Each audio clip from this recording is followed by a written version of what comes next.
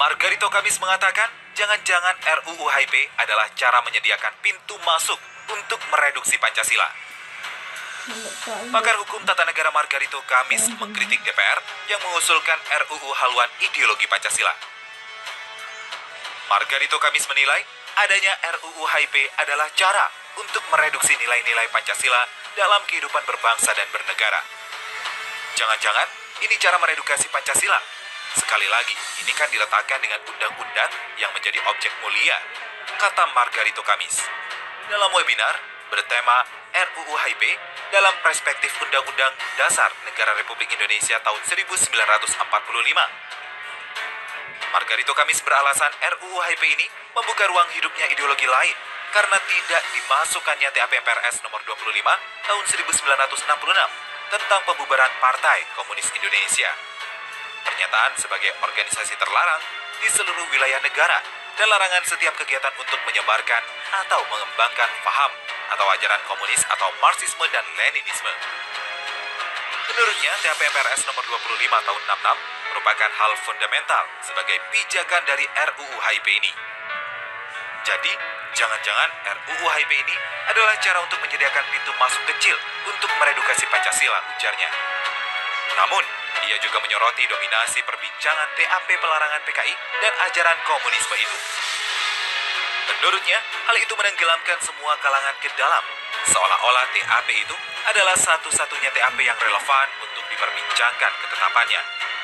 Padahal, kata Margarito, ada ketetapan lain yang berhubungan dengan RUU HIP, namun banyak dilupakan oleh orang, yaitu TAP MPRS nomor 26/MPRS/1966 tentang pembentukan panitia peneliti ajaran-ajaran pemimpin besar revolusi Bung Karno. Ketetapan ini ditetapkan pada tanggal 5 Juli 1966, tanggal yang sama dengan ketetapan MPR nomor 25 itu. Hasil kerja panitia, menurut pasal 3 TAP ini, harus menyampaikan laporannya ke Badan Pekerja MPRS untuk mendapatkan persetujuan sambil menunggu pengesahan oleh MPRS atau MPR hasil pemilihan umum yang akan datang. Namun, Margarito tidak mendapat informasi apakah ada laporan kepada MPR yang bersidang pada tahun 1973. Apakah benar-benar dilakukan penelitian, dilaporkan ke BP MPRS, juga tidak jelas. Tidak dapat berspekulasi, tetapi kenyataan terverifikasi menunjukkan pada sidang umum MPR tahun 1973 juga tak dikeluarkan ketetapan tentang pengesahan laporan itu, ucapnya. Atas kenyataan itu, Margarito berpendapat ada dua masalah. Pertama, apa dan bagaimana ajaran Bung Karno? Mana yang dinyatakan dikoreksi atau yang tidak dikoreksi? Sebagai konsekuensi tidak ada laporan itu, maka tidak seorang pun yang dapat secara otoritatif menyatakan ajaran Bung Karno bagian ini atau itu sebagai ajaran. Setidak-tidaknya tidak bisa dikembangkan. Kedua, kata Margarito, tidak adanya ajaran Bung Karno pimpinan besar revolusi yang dikoreksi secara hukum dan dinyatakan secara hukum. Misalnya, tidak bisa dikembangkan, maka konsekuensi hukumnya tidak ada ajaran Bung Karno yang terlarang untuk dikembangkan. Konsekuensi ini menghasilkan kabut hitam tebal untuk dua hal. Bagaimana memastikan secara spesifik ajaran Bung Karno? Bagaimana memastikan secara spesifik cara mengembangkannya? Ini adalah dua kabut tebalnya. Pada titik ini, beralasan untuk menempatkan RUU HIP sebagai cara mengembangkan ajaran Bung Karno. Cara yang kehebatannya terlegitimasi secara rapuh dengan hukum, katanya.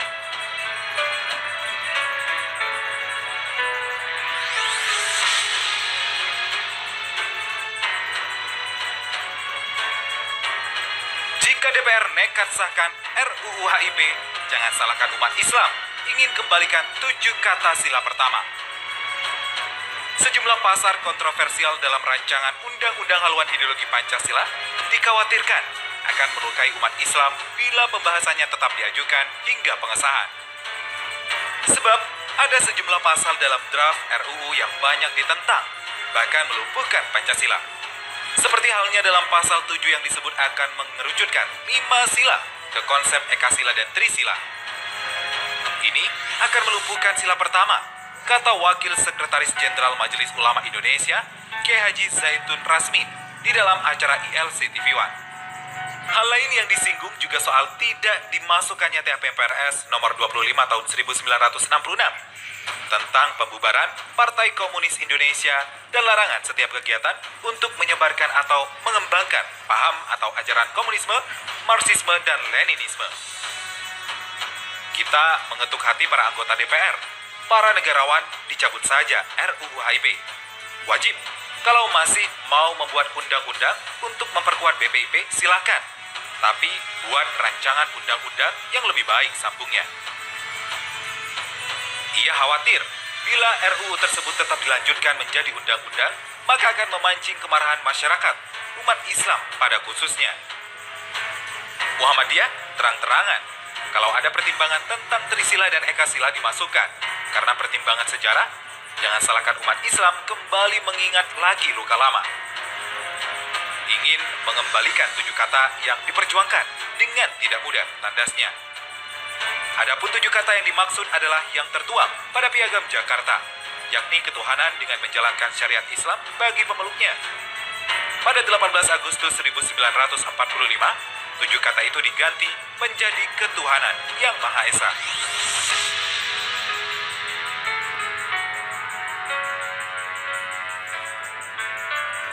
Dua hal. Pertama, sebenarnya tidak ada gunanya bagi society atau bagi masyarakat Indonesia undang-undang seperti itu. Betul, di dalam soal hak asasi tidak ada hukum yang bisa melampaui hak untuk berbicara.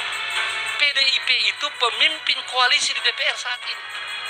Jadi PDIP bisa mengkondisikan semua partai-partai untuk kalau itu memang sesuatu yang begitu penting, apalagi kalau Pak Ahmad menyampaikan begitu heroik tahun 2003 untuk menetapkan, menegaskan TAP MPRS nomor 25 itu. Oke, maksud saya Pak, apa yang saya bilang lucu-lucu ini, kita mengatur negeri kita ini amatiran. Itu kan memperlihatkan bahwa ini seperti piala kaleng, supaya nggak kedengaran kalengnya di dempul tebal gitu. Itu kabinet dempulan semua. Jadi artinya kesimpulan kita, kalau kita mau mempertahankan Indonesia, jangan hanya berteriak NKRI forever. Tidak cukup, atasi di persoalan. Tapi kita perlu ingatkan bahwa sebetulnya topik pembicaraannya itu bukan itu. Ya. Jadi udah bagus banget itu ya penjelasannya. Tetapi masalahnya bukan itu.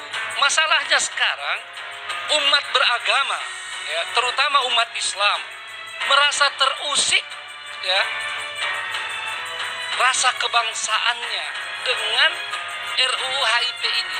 Ini juga membunyikan alarm, ya, kehati-hatian pada umat bahwa kalau yang begitu penting saja, dan ini ibaratnya seperti gajah di pelupuk mata, seolah-olah tidak terlihat.